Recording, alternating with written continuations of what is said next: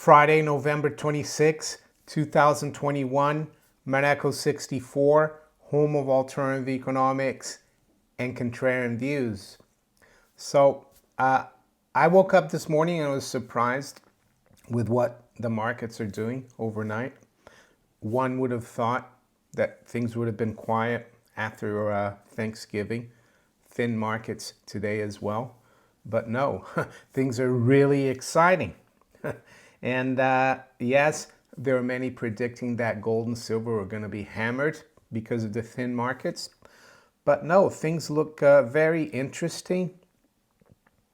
There's more talk now, talk again, let's say, of another variant, another derivative of, you know what, the disease that we been under, the crisis. And for those of you who are new to my channel, who might not know how I feel about things since last year, I recommend you read some of the posts that I put on my blog. I have a blog. I don't post there very often, but I do sometimes. And the blog is monaco64.net. The first one is this one here, or it's not in order of when I posted them, but it's this one here. I'm not going to read out the name. You can see it, okay? And this is from, when is it from? June 2020, June 24th. And this other one here as well. This will give you an idea of who's really behind, in my opinion. So I don't have to go over it. You can go and read this. So this is from June 11th, as you can see here. World Economic Forum, I'm talking about that. And this was 2020, not 2021. So yes, I've known all along what the agenda is. So let's get back to the markets. And yes, there's a fear of another strain or variant from Southern Africa. UK apparently is put Southern African countries on a travel red list. Apparently, this thing, it says here, global health officials express alarm over B11529 strain's ability to evade those things, as Hong Kong reports 2 cases. So yeah, a lot of scaremongering, I would say. And before we look at where the markets are this morning and what's going on, there are a few things that were popping up in the markets in the last week or two that were signaling that things weren't well in the financial system. So it makes you wonder if they're using this as an excuse eventually to bring in more stimulus, be it monetary or fiscal. Yes, I think they could be using this lockdown as well to slow things down in terms of the rising prices, because people are not going to be doing much if they're locked in their houses for another 3, maybe even 6 months this time. Who knows? I hope not, of course. But as I said, there have been news here that kind of tell me, and I have to thank other people who have been doing this research, like London Paul from the Serious Report, which I highly recommend. He noted that in Europe, and this is recent, this is from yesterday from Bloomberg, it says banks in Europe pay more to borrow overnight than 3 months. So this is very significant. They're saying here on this article that it's because of all the money that the ECB has been creating. It's disrupted markets. But London Paul thinks that banks don't trust each other, and that's why the rate for lending overnight to each other, that's what the Euribor rate is higher than the 3-month rate. So people are concerned in his opinion, and I think he's right. It's similar to the repo market troubles, even though the overnight Euribor market, that's unsecured loans. Repo is secured. So this is probably worse because you're reluctant to lend to each other, especially if it's unsecured. So it says here, a record cash glut is distorting European money markets, with Eurozone banks paying more to borrow overnight than 3 months. So who are they paying to borrow from? Well, from each other. So that means that maybe they're not too confident about their peers. And he also noted another London poll, that is, that the ECB is considering limits on leverage loans. I spoke about leverage loans a couple of years ago, prior to the repo market troubles, that leverage loans were mushrooming. I think they got over $1 trillion. And that leverage loan is basically, instead of helping companies that are below investment grade issue bonds, the banks lend them the money directly. So they leverage, of course, as always. The bankers always like leveraging because they make more money, but the downside to it is risk. So it looks like the ECB is concerned. So what does it say here? It says the ECB is weighing curbs on the riskiest part of banks lending to indebted companies amid fears of a potential blow up in the market, according to people with knowledge of the matter. So a blow up in the market. And it's not just European banks, as you can see here. There is a US presence. It says Deutsche Bank is top firm from the Eurozone in US leverage finance. Yes, this is a problem for all the too big to fail banks. So you can see here, Bank of America is the most exposed with 130 billion. Then you got JP Morgan and so on. Deutsche Bank has 46 billion. So it's interesting, isn't it, that this variant is popping up just now. It's very convenient. And we'll have to see, though. We'll have to keep an eye on things. So the other thing I would note, and here I would thank Michael Oliver from Structural Momentum Analysis. I saw him interviewed by someone a week or two ago. I've interviewed him once here on the channel, and he was telling people to keep an eye on the junk bond market, which is, I guess, similar to the leverage loans. It's the same kind of companies that are involved, even though these are bonds, of course. And he said that ETFs like HYG here, they've been dropping quite a bit. They topped, for example, this summer and also in September, and now they're almost at 1-year lows.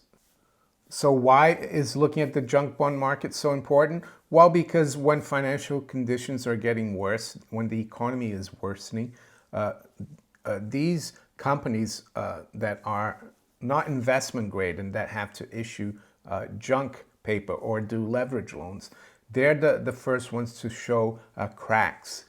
There's another one, another ETF, JNK, Bloomberg High Yield. Same kind of technical picture, not looking very good. So yeah, there were a lot of signs. Of course, the mainstream, our politicians, our mainstream economists, publications like Bloomberg or business channels, they're all going to talk about this thing from Southern Africa, of course. But we know better what's going on. So with that, let's quickly look at where the markets are this morning. So it's 8:15 a.m.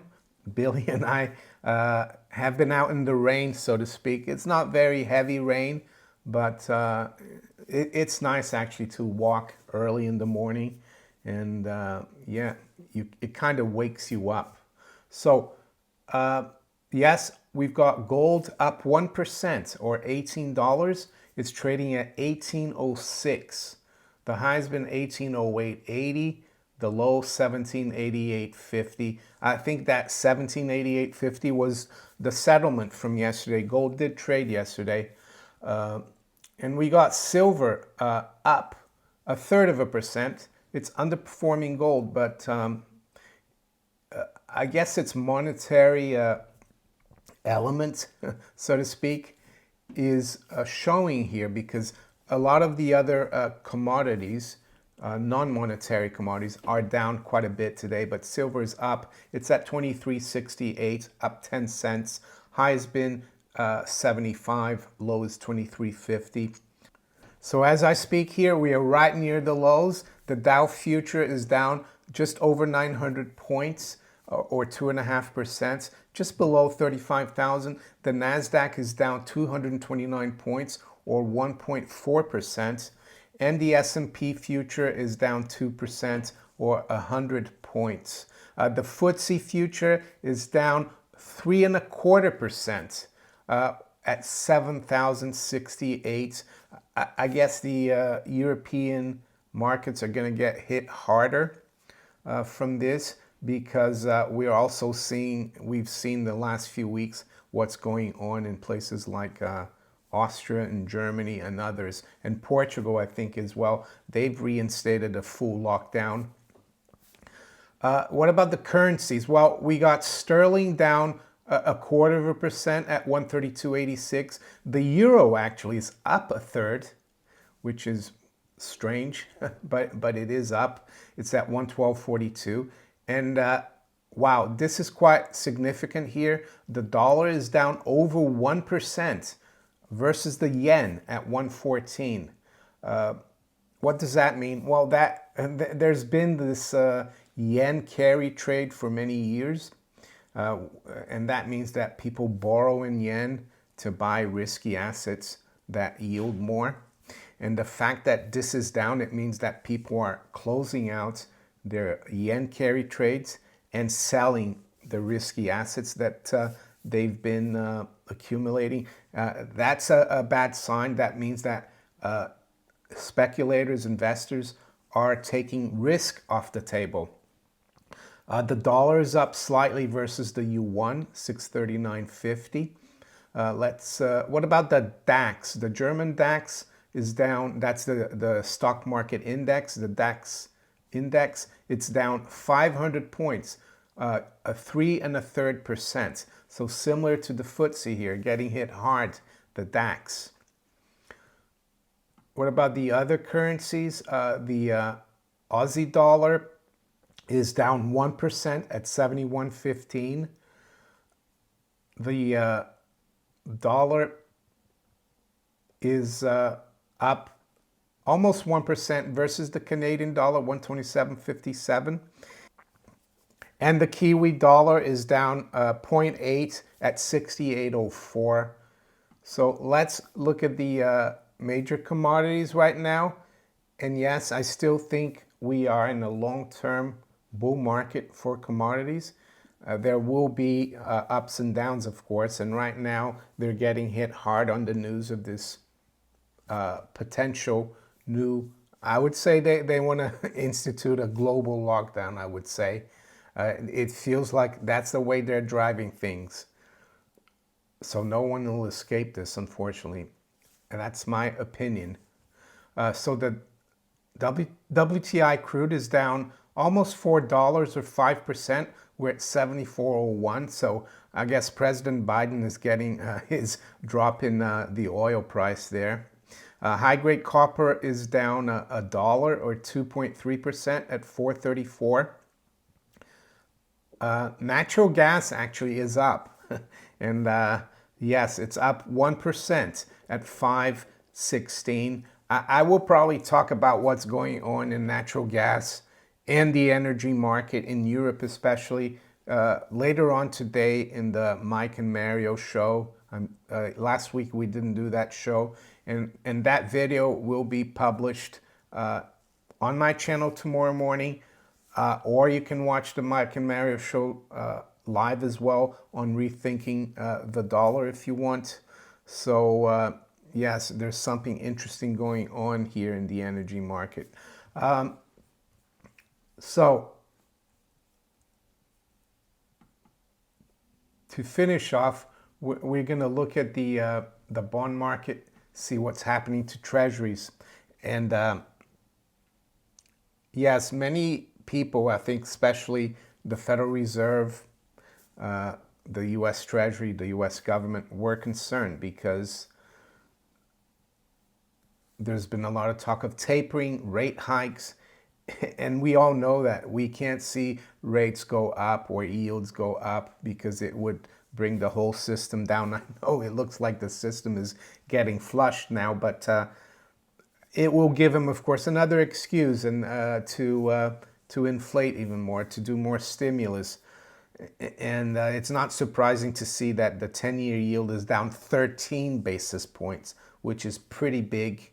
We're back down to 1.51%. So there you go. They're killing loads of birds with one stone here. And yes, Billy and I, we just keep stacking. Billy keeps snoring and stacking. Gold and silver, of course. So there you go. If you enjoyed this video, make sure you hit the like button. Please share it far and wide. Think about subscribing to my channel if you haven't yet. And you can also follow me on Rumble, Twitter, Facebook, and all these other platforms below here. I wish you all a great weekend. Take care. Bye.